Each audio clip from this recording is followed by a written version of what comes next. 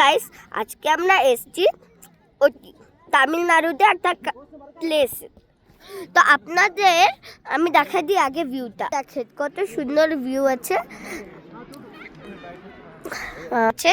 আর আমরা যে হোটেলে থাকছি সেখানে এই ভিউটা আছে। তো আপনাদের বলে দিই, আপনারাও যদি ব্যাঙ্গালোর বা তামিলনাড়ু আসেন, এই জায়গাটাতে অনেক যদি আসেন তাহলে এই জায়গাটাতে আসবেন, অনেক সুন্দর আছে। তো আমাদের ঘরটা আমি পরে দেখাই দিব, কিন্তু এখন এটা দেখাই দিই।